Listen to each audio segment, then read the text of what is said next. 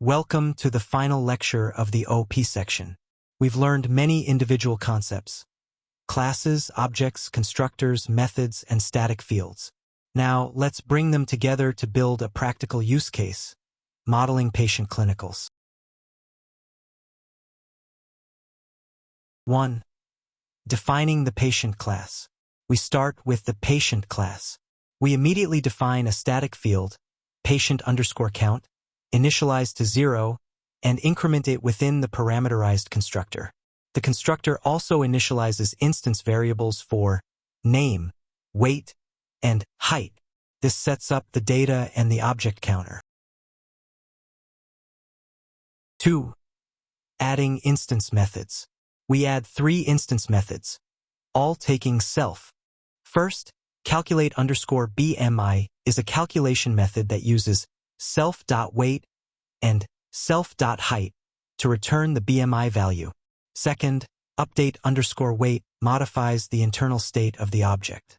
Third, display_report aggregates information, internally calling calculate_BMI to generate a comprehensive output.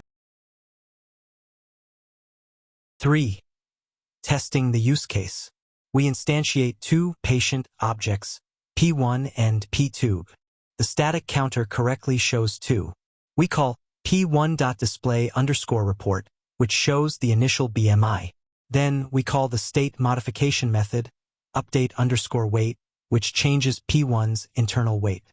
Finally, calling display_report again shows the updated, higher BMI. This demonstrates the life cycle of an object, from creation and initialization to state modification and behavior execution.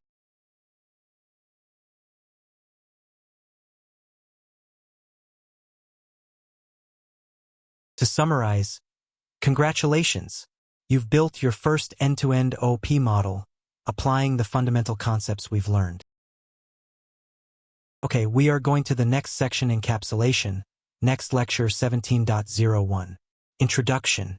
See you there.